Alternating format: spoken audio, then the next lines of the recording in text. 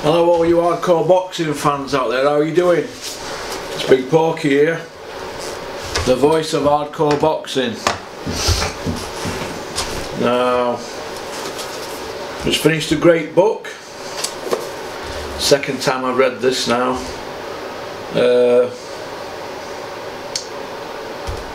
I bought a couple of copies of this a few years ago, Jimmy Tibbs book, and one of my mates took one copy and it left with me other, and my missus at the time wrapped it up and get it frotched for Christmas, and he loved it, so I never got to read it. And the time before that I did a couple of weeks in 2015, and I got Judge and Chambers bail, and I were 2 chapters into the book and I left it my cellmate, so I finally ended up I went and bought it. £9 off Amazon in sale. That's brilliant, isn't it? What I bought, so 4th attempt, and I've read it, I've finished it. Fantastic book and a great story. It should be made into a film. So somebody I respect, that Jimmy Tibbs, proper man's man, old school. Right, let's move on to this video that I'm now doing now. I'm not going to call it Next Generation because that's Nicky Newbank's little gimmick and Eddie Earn's little excuse for his shows. I'm going to call it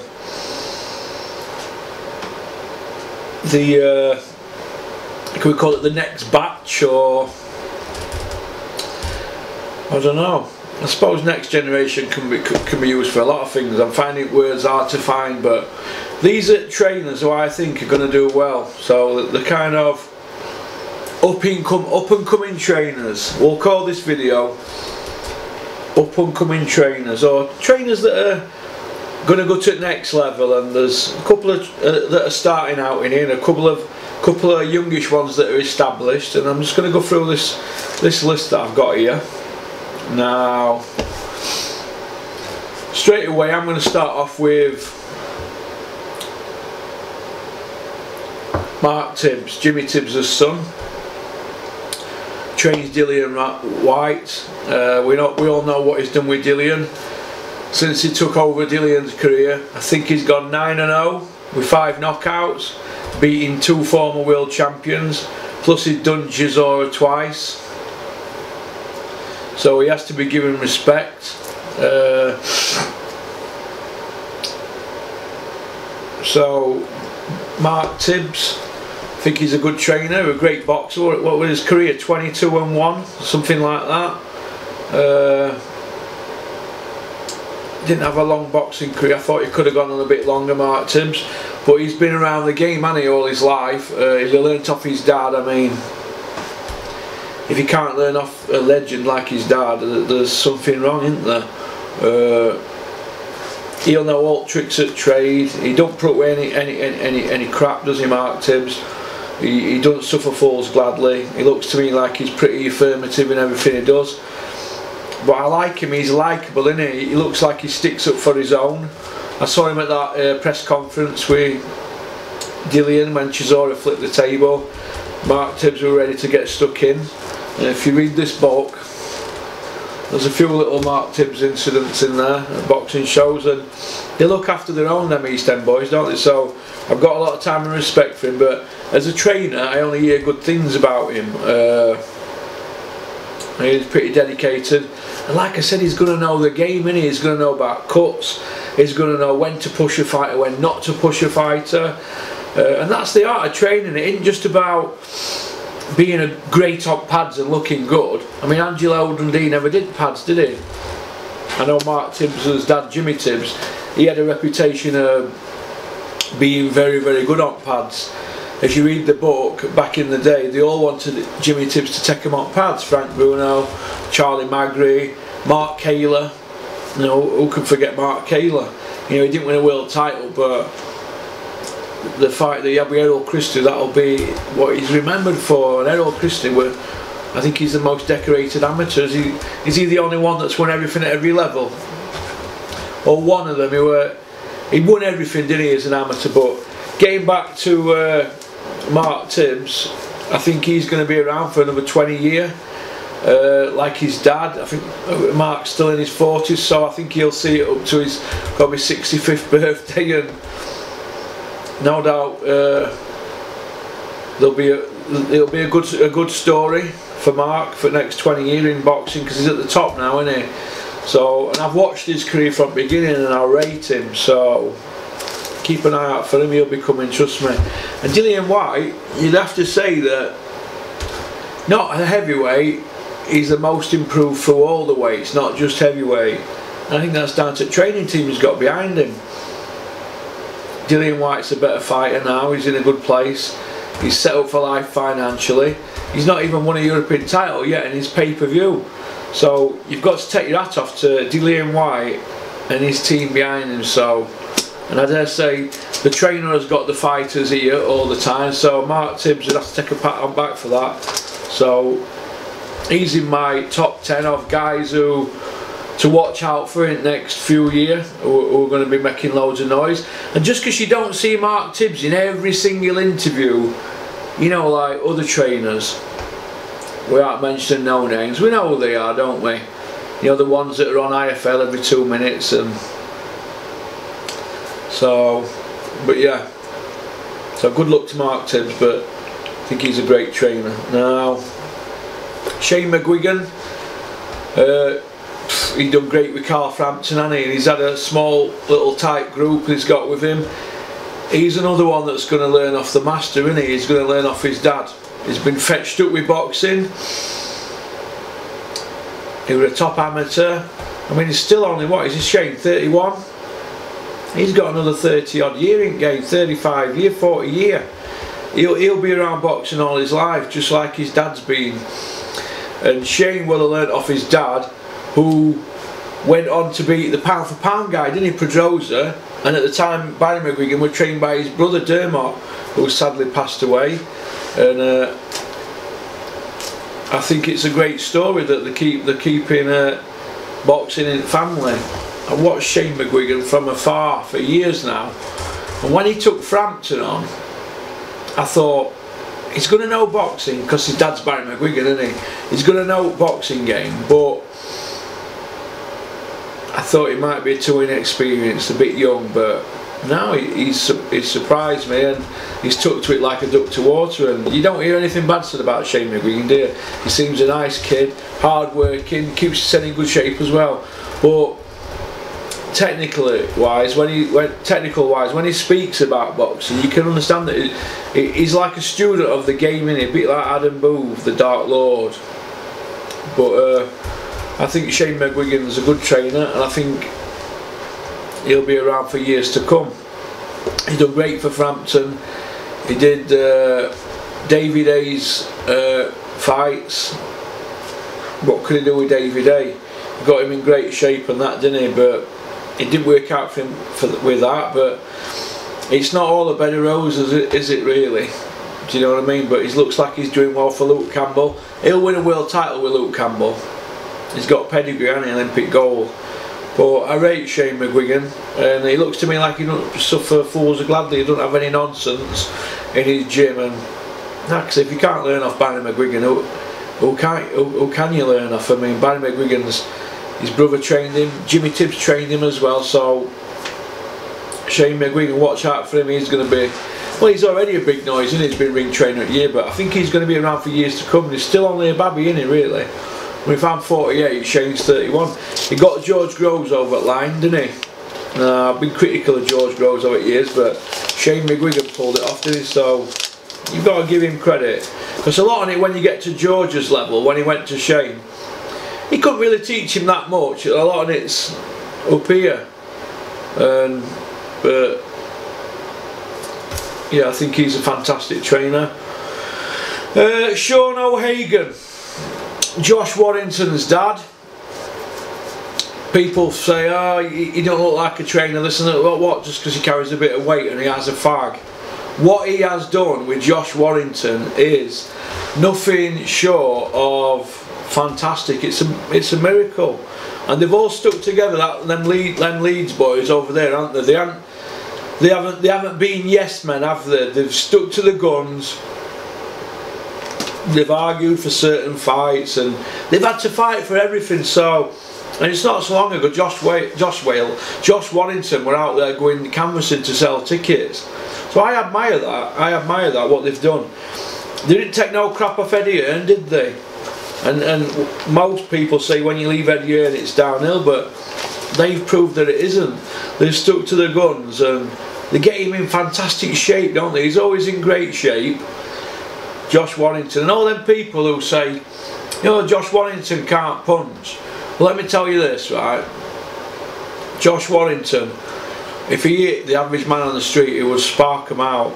So he can punch, but at world level you don't stop people, do you? Not everybody stops people in 50-50 fights now. Fought Lee Selby and Frampton. He were underdog in them fights. Kiko Martinez. Three former world champions there. So as far as I'm concerned, you know, he's the real deal.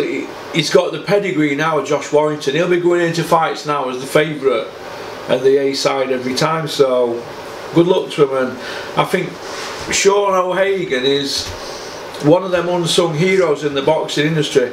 Nobody has a bad word to say about him. He don't bother anybody, he don't slag anybody.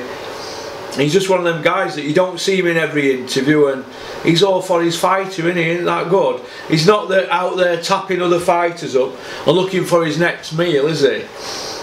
If Josh Warrington retired tomorrow, who's to say Sean would carry on in boxing? I don't know. But what I do know is I don't hear bad stories about him or tapping people up and stuff like that, because that goes on in game, doesn't it? Goes on in game a lot. But and I've watched his career from afar as well, like I've all these lads here, and some who are coming through and I will watch. But I rate Sean O'Hagan, I rate him a lot, and I think people have to tip their hats to him for what he's done for Josh. So good luck to him, and good luck to his family. I think they're really good people.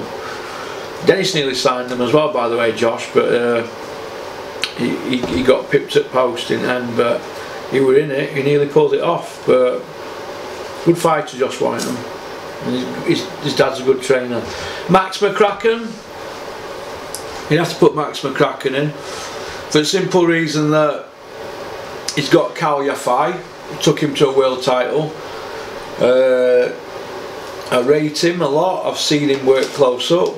He seems a nice guy.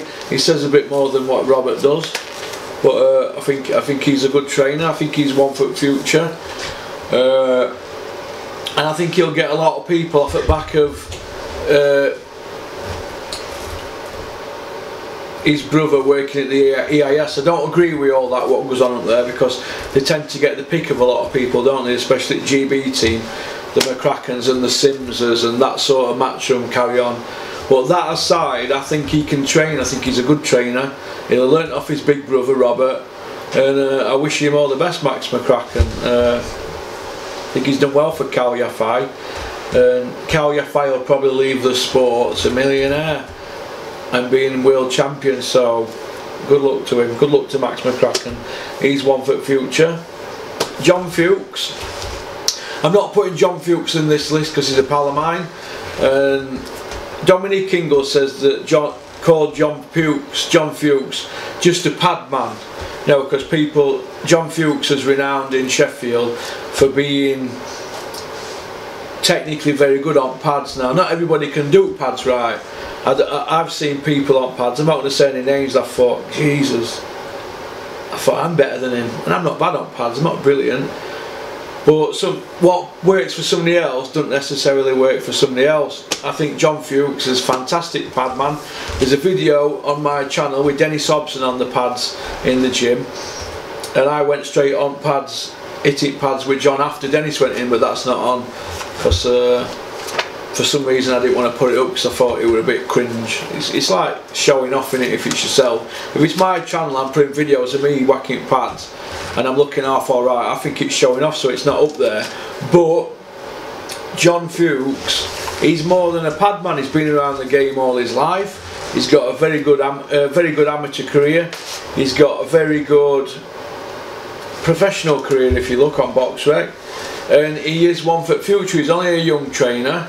He's only Kell Brook's age, and he's now training Kell Brook. Now Kell Brook wouldn't have asked John Fuchs to train him if John were no good. Now they're abroad at the moment doing warm weather training, and Sam Sheedy is running Dennis Hobson's gym for John, because John obviously runs Dennis's gym up at Gleedless. But John Fuchs, trust me, he's a really good trainer. He's not in every interview. He don't like the limelight, and I think that's why Kell Brook chose him. No disrespect to Dominic Ingle, because his dad's Brendan Ingle. He's going to have it a bit easy, isn't he? Because people are going to keep saying, oh, it's the Ingle style, the Ingle style, the Ingle style, blah blah blah. Well, that, I'm going to blow that out of water now. That Ingle style is not the Ingle style. That is the Errol Bomber Graham style, right?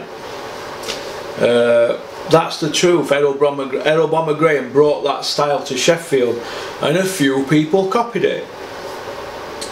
But it's not the Ingle style, so let's get that out of the way for starters. But Dominic Ingle's a good trainer, we know that, but he should be, shouldn't he? His dad were a legend. But I think Kell wanted somebody a bit who went out there all the time, and he wanted that one-on-one. Maybe he's not going to get that with Dominic, because he's got a successful gym up there, and he's got a lot of fighters, hasn't he? Whereas John can now, Kell can have the attention off John for the one-on-one, and I think that's why they split up with Dominic Ingle. I don't think it were about all this other stuff that's going around, all this nonsense. I think Kell just wanted the one-on-one, and it looks like they're part of the company. But I wish John Fuchs all the best with Kell. I like John, and he's a bit more than a padman. I've seen him close up, and nobody has a bad word to say about John Fuchs. You don't see him on internet doing interviews every now and then. I had to prize him out of Sheffield to get him to come here to do an interview, but that's not his style. He believes it's about the fighter, not the trainer. So, but as boxing's evolving, and with the internet and stuff, the trainers have to come and do interviews, don't they, to try and sell fight or sell the boxer so that he does more tickets. But I wish John Fuchs all the best with Kell Brook. I like John, and I do like Kell Brook as well. So Richard Towers, 16-1 heavyweight. He's retired. I think his last fight was about 5 years ago. But what Richard's done, he's gone away from boxing and he's learnt his craft. He's been over at the Klitschko's, learning off them. I think it was Jonathan Banks, is it? And he's been around them in Austria. He's been around Brendan Ingle years, and he learnt off Brendan, Dominic Ingle, Junior Witter, all them boys. And he was stopping at Adam Booth's for quite a long time. And he learnt off Adam Booth and the Dark Lord. And if he hasn't picked anything up off them, I'd be very, very surprised. And now he's in Dennis Hobson's camp now, working with Dennis, and he's got a guy with him at the moment, Ray Duane KO, a 7-0 Swedish guy, and he starts his journey next Friday, Richard, at the Ponds Ford with this Swedish kid, and they're going to be working with Dennis. So apparently, according to Dennis and a couple of people I've spoke to, he is really, really good, Richard. So we're going to see how his career unfolds, aren't we? But Dennis says he's one to watch for the future. So let's hope that. No, let's hope that all the what he's learned over the last 5 years, being around these trainers and whatnot's going to stand him in good stead as well. So, but yeah, so he's been working with amateurs and that up at Coldwell's gym, and he's been doing his best. And let's hope that let's hope it all comes to fruition. If you, like I've just said, if you can't learn off people like Adam Booth, Brendan Ingle, Klitschko's out there, and who's the other one? Emmanuel Stewart. He's been learning off Emmanuel Stewart before he passed away. So he's learned off a lot of people, and he'll be picking stuff up now off Dennis and other people all the time, because you're always learning, aren't you? Even if you just do basic pad work like I do, you learn and you watch other people, don't you? Anybody who's like 60-year-old and they say, oh, I'm the best at trainer in the world and best pad man, they're not, because nobody is. You're learning all the time. For instance, Angelo Dundee didn't do the pads, but he took Muhammad Ali to greatness, didn't he? I mean, come on. Probably greatest fighter ever, in my opinion, the greatest of all time. But if Muhammad Ali had Dave Caldwell as his trainer, right, would he have achieved what he's achieved? Dave Caldwell does pads, doesn't he? Angelo Dundee never did pads. So let's say Dave Caldwell does the pads, but does that mean he's a better trainer than Angelo Dundee? It doesn't, does it? It's if they click. You could have a fantastic pad man and a great trainer, and you just might not click with fighter. Adam Booth, for example, never clicked with Chris Eubank. He never clicked with Billy Joe Saunders. Jimmy Tibbs clicked with Billy Joe Saunders, though, didn't he? British, Commonwealth, European and world title with Jimmy Tibbs, but Adam Booth couldn't do a couple of weeks with Billy Joe. Chris Eubank the same, but he's ended up winning a British title and two-time IBO champion, but couldn't do it with Adam Booth, who's supposed to be this wizard and student of the game, which probably you have to say he is. Fighters have to click with a certain trainer, don't they? So, but I wish Richard Towers all the best, and I'll be seeing him next week. Might even have an interview with him if I'm lucky. Jamie Moore. I rate Jamie Moore as a trainer. I rated him as a trainer when I first started listening to him as a pundit on Sky. That was before he even started training fighters. And now that he's training fighters, he's just gone on from strength to strength. He will have learnt from Oliver Harrison. And it's like the Liverpool boot room, innit? It gets passed down, don't it? You learn and everything evolves, and then the next batch of trainers come through, don't they? And I think that Jamie Moore has done well. He got Rocky Field in a world title. You know, he got Frampton. He's done well with Frampton, hasn't he? So I really rate Jamie Moore, and I wish him all the best, him and Nigel Travis. But Jamie Moore's head trainer there, by the sounds of it, and I like Jamie Moore. I really like him, and he didn't have a brilliant year last year, but he'll be back, Jamie Moore, trust me. Grant Smith. He trains Charlie Edwards. He's from Steel City Gym in Sheffield. I rate Grant Smith. Charlie Edwards is a lot better fighter now in last year, since they've been trying new things, and I keep hearing good things about Grant Smith. And I wish him all the best. I think Charlie Edwards is a cracking little fighter. So he's one to watch, Grant Smith. Johnny Roy. It's alright, Johnny Roy, get on with him. I went to Bulgaria with him, with Robin Reed, Peter, Dennis, and had a good time out there. He's a nice guy. He's a former world kickboxing champion. He's got a gym out Preston Way, is it, Lancashire? He's training Liam Conroy. I think he fights Boazzi in a couple of weeks, 2 or 3 weeks. And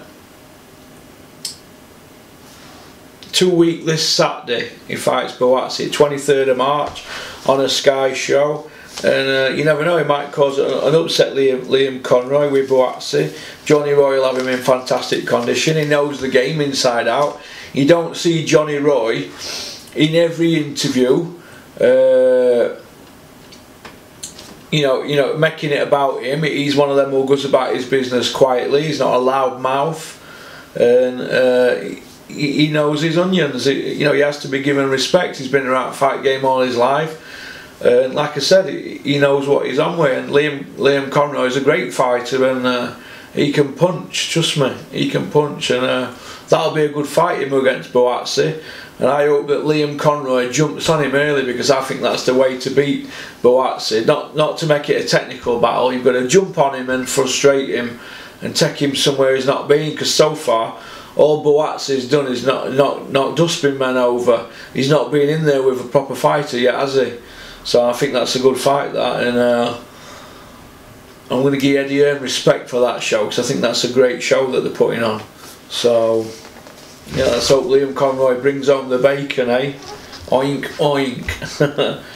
And Chris Smedley, last one on the list. Now Chris Smedley, obviously Liam Cameron's doing a 4-year ban for cocaine at the moment, or whatever substance cocaine substitute, but he's got an appeal in, but that doesn't take it away from the fact that Chris Smedley's had Liam from him being a kid and took him all the way to IBF number 12. Now, it weren't Chris that failed the drug test, it was Liam, so it don't mean to say that Chris's ability has to be knocked, does it? Chris is a great trainer, I've seen him in action. You don't see him on loads of interviews and stuff like that. You know, every time I'm putting TV on here, all I'm seeing is Dave Caldwell doing 40-minute sit-downs with Boxing Social and IFL and things like that, or tapping Chisora up, which I don't think's good. And I can tell you it's not only Chisora that he's been trying to tap up, but that's how they do their business, isn't it? Through the interviews and stuff like that. You don't see Chris Smedley out there doing interviews every 2 minutes, putting himself about there. That's just my opinion. I'm entitled to it. I think trainers should stay in the background. I don't want to see trainers. Obviously they're going to have to do some interviews and that, but I don't want to see them doing sit-downs with 6 and 7 media outlets for half an hour at a time, doing more interviews than the fighter. I mean, I'm seeing Caldwell on here. He's in more interviews than his fighter Jordan Gill overnight. I don't want to see that. I want to see the fighters out there. It's not, Caldwell's got his promoter's hat on there like Eddie Hearn. He's a trainer. Stay in the background and push your fighter into interviews. Get your fighter sold and he might sell a few more tickets then. It's my opinion again. I'm very outspoken, but I don't want to see trainers all over internet every 2 minutes. I want to hear about the boxers. That's what I want to hear about. But like I just said, yeah, they have to do it every now and then. But anyway, peace out. I hope you enjoyed the video. Like and subscribe and leave a comment. If you want to leave a comment that's negative, leave it. It don't matter. It's I read them all, and one of these days I'm going to go through all the comments and give you all the reply in my video, because I don't interact on there. Because I'll end up getting kicked off. But peace out. I hope you've enjoyed it. Like I said, these 10 guys here: Shane McGuigan, Sean O'Hagan, Mark Tibbs, Max McCracken, John Fuchs, Richard Towers, Jamie Moore, Chris Smedley, Grant Smith, Johnny Roy. All those guys there, they're not numbered 1 to 10. They're all as good as each other. It's all about if you click with the fighters. There isn't one person there that I'm going to say is the best. They're just my pick of 10 trainers that I personally like and I think are going to go on to do great things in the sport of boxing.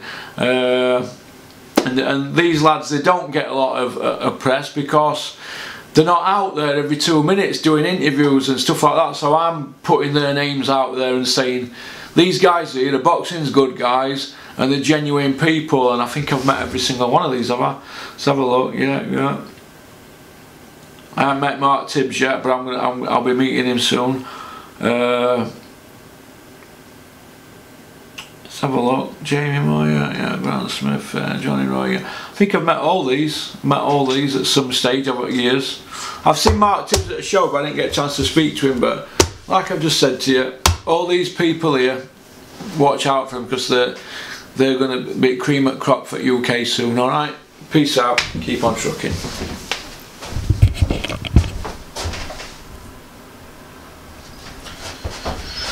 How many minutes are on here? 28. Oh, I just timed it right.